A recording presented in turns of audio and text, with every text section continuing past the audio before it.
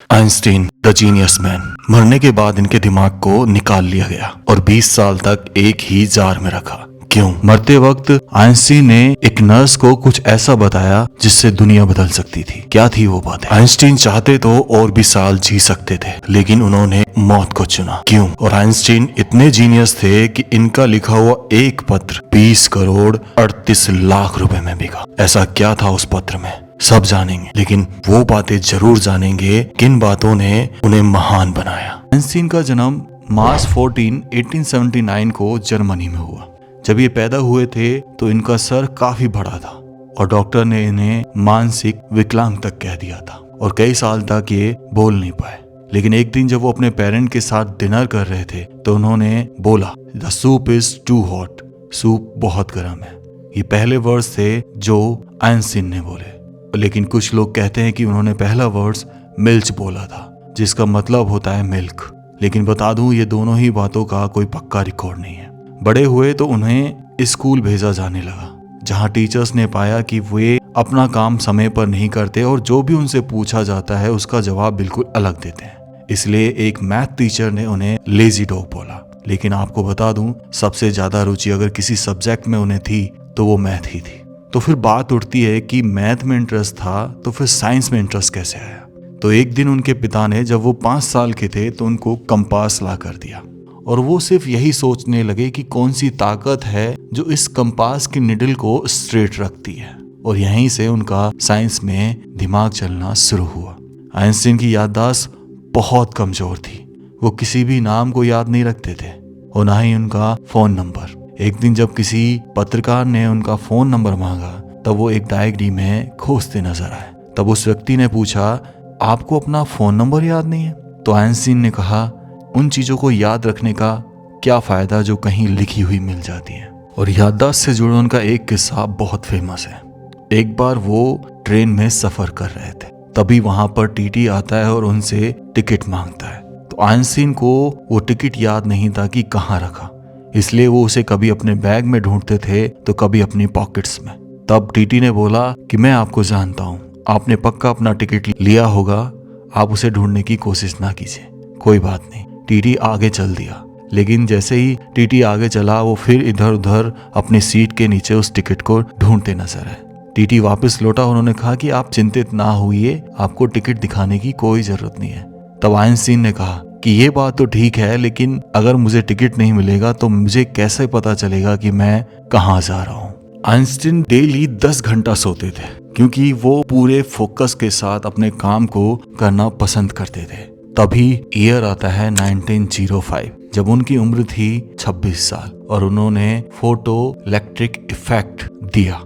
ये वो ईयर था जिसे मिरेकल ऑफ पेपर कहा जाने लगा, क्योंकि इसी साल उनकी सबसे प्रचलित स्पेशल थ्योरी ऑफ रिलेटिविटी भी आई। 1905 में वो 26 साल के थे और उन्होंने ऐसी थ्योरी दे दी थी E = mc², जिसके लिए आज तक उन्हें याद किया जाता है। लेकिन उन्हें नोबेल पुरस्कार इस थ्योरी के लिए नहीं मिला था। उन्हें नोबेल पुरस्कार मिला था फोटो इलेक्ट्रिक इफेक्ट के लिए। लेकिन उन्हें पता नहीं था कि इन्हीं फॉर्मूलाज का यूज करके एक दिन परमाणु बम बनाया जाएगा। जब उनकी थ्योरी ऑफ रिलेटिविटी आई तो एक पत्रकार ने उनसे उनके प्रयोगशाला के बारे में पूछा, तो उन्होंने अपने सर की तरफ इशारा करते हुए हल्का सा मुस्कुरा दिए और उनके उपकरण के बारे में पूछा तो उन्होंने अपना फाउंटेन पेन उठाया। तब उन्होंने बताया कि उनका दिमाग ही प्रयोगशाला है, उनका ये फाउंटेन पेन उनका उपकरण है। उस ड्यूरेशन में आइंस्टीन प्रोफेसर हुआ करते थे। तब उनके एक स्टूडेंट ने उनसे बोला कि सर, जो इस बार पेपर में प्रश्न आए हैं वो पिछली बार भी आए थे। आइंस्टीन ने बोला, बिल्कुल सही, लेकिन उत्तर इस बार बदल गए हैं। आइंस्टीन एनिमल लवर थे। उन्होंने एक बिल्ली पाली थी और वो बिल्ली अक्सर बारिश के समय में उदास रहा करती थी। आइंस्टीन उन्हें देखकर कहते थे कि तुम्हारे साथ बहुत गलत हो रहा है, लेकिन क्या करूं, मुझे ये नहीं पता कि मैं बारिश को कैसे बंद करूं।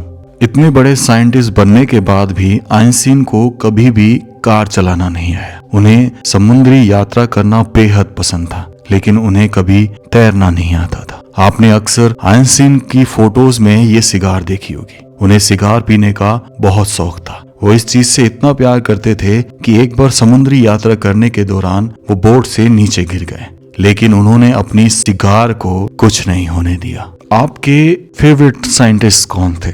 मोस्टली आप शायद यही कहें कि आइंस्टीन, लेकिन पता है आपको आइंस्टीन के भी एक फेवरेट साइंटिस्ट हुआ करते थे, गैलीलियो गैलीली, जिन्होंने दूरबीन में काफी सुधार करके ब्रह्मांड का अवलोकन किया था, जिन्होंने बृहस्पति के 4 बड़े चंद्रमाओं की खोज की थी और जिन्होंने प्रारंभिक थर्मामीटर बनाया था जिसे थर्मोस्कोप कहा गया। उनकी इस महानता को देखकर, उनकी इस खोज को देखकर उनके पास कई युवा आते थे और उनसे पूछते थे कि सर, सफल होने का, महान होने का क्या मंत्र है? उन्होंने सिर्फ एक वर्ड कहा, कंटिन्यूटी, यानी कि लगन, जिससे आपकी वैल्यू बढ़ेगी। उसी ड्यूरेशन में आइंस्टीन की पत्नी से सवाल किया गया, क्या आप आइंस्टीन के सिद्धांत को, थ्योरी को जानते हैं? तो उनकी पत्नी ने जवाब दिया, नहीं, लेकिन मैं अपने पति को जानती हूँ और उन पर विश्वास किया जा सकता है। आइंस्टीन को कभी भी अपने बाल कटवाने का शौक नहीं था और ना ही उनमें वो कभी कंघी किया करते थे,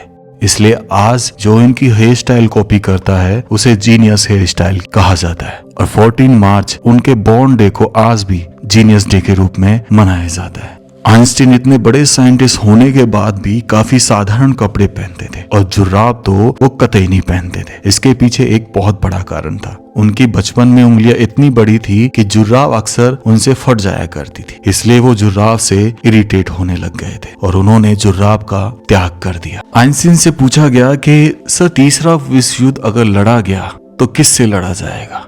आइंस्टीन युद्ध को बहुत खराब मानते थे, लेकिन उन्होंने एक बात कही, तीसरा विश्व युद्ध का तो पता नहीं, लेकिन 4th विश्व युद्ध पत्थरों से लड़ा जाएगा। कैलिफोर्निया इंस्टीट्यूट ऑफ टेक्नोलॉजी ने आइंस्टीन को इनवाइट किया। तब उन्होंने वहां पर माउंट विल्सन पहाड़ के ऊपर मौजूद वेधशाला को देखा। उनकी पत्नी भी उनके साथ थी। उन्होंने वहां पर एक बड़ी दूरबीन देखी और वहां पर खड़े एक साइंटिस्ट से ये पूछा कि आप इस दूरबीन का इस्तेमाल किस लिए करते हैं? साइंटिस्ट ने सोचा कि इन्हें शायद कुछ पता नहीं है। तब उन्होंने कहा कि हम इससे ब्रह्मांड के रहस्य को खोजते हैं।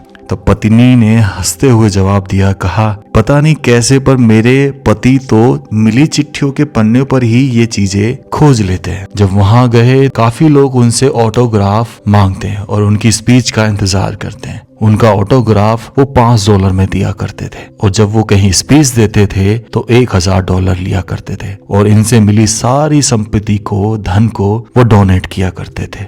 आपने आइंस्टीन की ये फोटो अक्सर देखी होगी जीभ निकालते हुए। एक्चुअल में ये फोटो उनके 72वें जन्मदिन पर ली गई थी, प्रिंसटाउन यूनिवर्सिटी यूएसए के अंदर, और लेने वाले थे आर्थर सेसे, एक फोटोग्राफर। इस ड्यूरेशन में काफी लोग उनसे फोटो मांग रहे थे। वो इतने परेशान हो गए थे कि अचानक उन्होंने एक फोटो के सामने अपनी जीभ निकालते हुए मजाक में फोटो खिंचवा ली। इस फोटो पर आइंस्टीन के सिग्नेचर भी है और इस फोटो को कुछ समय पहले नीलाम किया गया 80 लाख रुपए में। 1952 में आइंस्टीन को इजराइल का राष्ट्रपति बनने के लिए ऑफर दिया गया, लेकिन आइंस्टीन ने मना करते हुए कहा कि मैं पॉलिटिक्स के लिए नहीं बना, मैं बना हूँ साइंस के लिए। आइंस्टाइन का एक पत्र 2018 में 20 करोड़ 38 लाख का नीलाम हुआ। ये पत्र मरने से 1 साल पहले 30 जनवरी 1954 को एक बुक राइटर एरिक कटकाइन को लिखा गया था, जिनकी बुक का नाम था choose life, the biblical call to revolt. उन्होंने ये बुक आइंस्टीन को पढ़ने के लिए भेजी। तब इस बुक के जवाब में उन्होंने ये लेटर लिखा था। उन्होंने इस लेटर में लिखा था कि मेरे लिए भगवान एक कमजोरी से पैदा हुआ लोगों का एक वर्ड है, मैं इस पर विश्वास नहीं कर सकता। बाइबल आदरणीय तो है, लेकिन प्राचीन कहानियों का एक संग्रह है। मुझे कोई भी कितनी भी रहस्यमय चीजें इस चीज पर विश्वास नहीं करा सकती कि भगवान कहीं है। आइंस्टीन 1939 में सोरबोर यूनिवर्सिटी गए थे और वहां पर उन्होंने एक चीज कही कि अगर मेरी थ्योरी सही साबित हो जाती है तो जर्मन मुझे एक आदर्श नागरिक का खिताब देगा और फ्रांस मुझे एक विश्व नागरिक का खिताब देगा, और अगर गलत साबित हुई तो फ्रांस मुझे जर्मन कहेगा और जर्मन मुझे यहूदी। मरने से 2 दिन पहले यानी 1855 16 अप्रैल को डॉक्टरों ने उनसे सर्जरी के लिए कहा। लेकिन उन्होंने सर्जरी के लिए मना कर दिया। अगर ये सर्जरी हो जाती तो आइंस्टीन कुछ और साल भी जी सकते थे। तब उन्होंने कहा कि मुझे जो करना था मैं कर चुका, अब प्रकृति को अपना काम करने दीजिए। अगले 2 दिन बाद जब वो आखिरी सांसें ले रहे थे, तब उस वक्त उनके पास एक नर्स मौजूद थी और उस नर्स से उन्होंने कुछ जर्मनी भाषा में बोला। क्योंकि नर्स को वो जर्मनी भाषा नहीं आती थी, इसलिए वो उस भाषा को समझ नहीं पाई। हॉस्पिटल का नाम प्रिंस टाउन हॉस्पिटल था और उनके वर्ड्स हमेशा के लिए खो गए। लेकिन कुछ लोगों का मानना था आइंस्टीन ने उस वक्त यूनिवर्स की इक्वेशन के बारे में कुछ बताया था, जिसका कोई रिकॉर्ड या दस्तावेज नहीं मिलता है। मरने के पश्चात डॉक्टर थॉमस हार्वे ने उनका दिमाग उनकी फैमिली के इजाजत के बिना निकाल लिया, जिसके लिए उन्हें नौकरी से निकाल दिया गया। उस दिमाग को उन्होंने 20 साल तक एक जार में रखा और उसकी स्टडी की। तब उन्होंने पाया कि आइंस्टीन के दिमाग में जो सेल्स थे वो एक नॉर्मल व्यक्ति के सेल से कहीं ज्यादा थे, इसलिए वो हमेशा असाधारण सोच रखते थे और सोचते थे।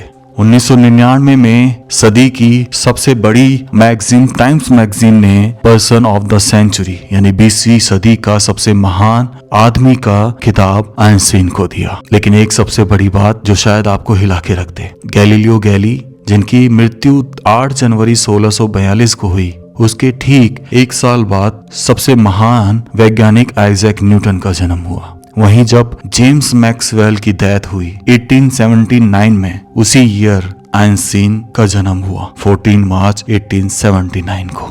इस व्लॉग को मैं यही एंड करता हूँ। राम राम सा सभी को। खम्मा गणिसा राजस्थान, मेरा देश मेरा भारत। आपको कैसा लगा अपने विचार जरूर रखिएगा।